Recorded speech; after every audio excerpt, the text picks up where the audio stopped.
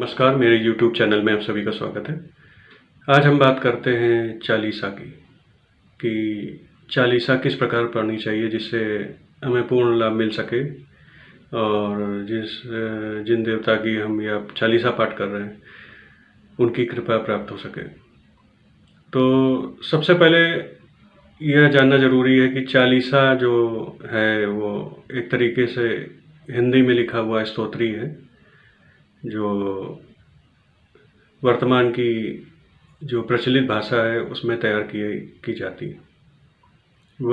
क्योंकि ज़्यादातर लोग संस्कृत पढ़ने में असमर्थ होते हैं या संस्कृत को समझ नहीं पाते, इसलिए बाद के कवियों ने, संतों ने अपनी भाषा में, वर्तमान की भाषा में चालीसा का निर्माण किया, जिससे सभी भक्तजन उनका पाठ करके लाभ उठा सकें और देवता की कृपा प्राप्त कर सकें।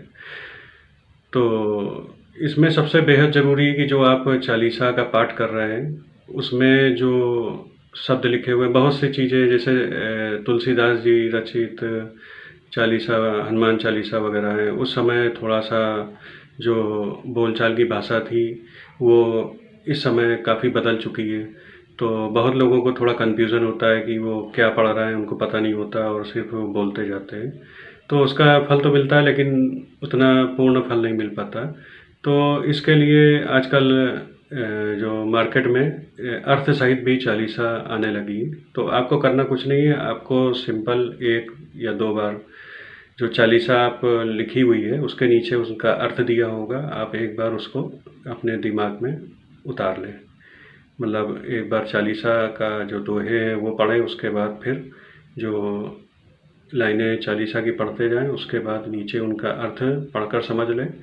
और फिर जब आप नित्य चालीसा पाठ करते हैं उस समय उसी प्रकार का जो आपने अर्थ पढ़ा हुआ है तो वो आपके दिमाग में आते जाना चाहिए। तो इससे जो है चालीसा का कुछ मतलब अधिक लाभ आपको प्राप्त हो सकता है। इसके अलावा जैसे चालीसा में देवता का महिमा मंडन किया गया या किसी घटना का वर्णन किया गया है कि उस समय क्या हुआ और उन देवता ने किस प्रकार कृपा करी। तो आप जब आप चालीसा पाठ कर रहे होते हैं तो आपके दिमाग में ये भी मतलब एक चलचित्र की तरह आते जाना चाहिए। जैसे हम कोई भी मैगज़ीन पढ़ते हैं या कोई कहानी कथा पढ़ते हैं तो हमारे दिमाग में वो सब चीज़ें ऐसे पिक्चर की तरह चलने लगती हैं। उसी प्रकार से जब आप चालीसा पाठ करते हैं तो उस समय देवता की महिमा आती जाती है, तो इसी प्रकार से आपके दिमाग में वो चलचित्र सा चलते रहना चाहिए। तो इससे चालीसा का प्रभाव और बढ़ जाता है और उन देवता से मन लग जाता है और उनकी विशेष कृपा प्राप्त होती है। तो फिर इसके अलावा आप चालीसा को 1, 3, 5, 7, 11, 21, 51, 100 पाठ भी कर सकते हैं।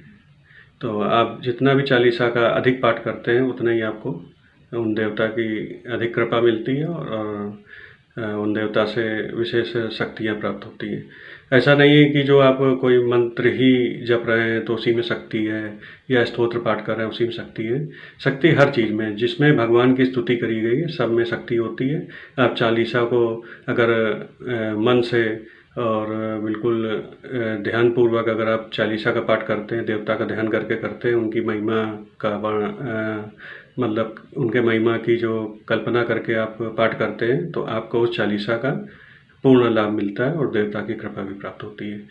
तो आप अगर संस्कृत के स्तोत्र आदि पढ़ने में समर्थ हो तो आपको निराश नहीं होना चाहिए। आप चालीसा पाठ को पूरे मतलब चालीसा को अपने पूरे ध्यान और मन वचन क्रम से पाठ करें और ध्यानपूर्वक पाठ करें तो आपको चालीसा का भी उतना ही लाभ मिलेगा जितना मंत्र और स्तोत्र आदि से प्राप्त होता है।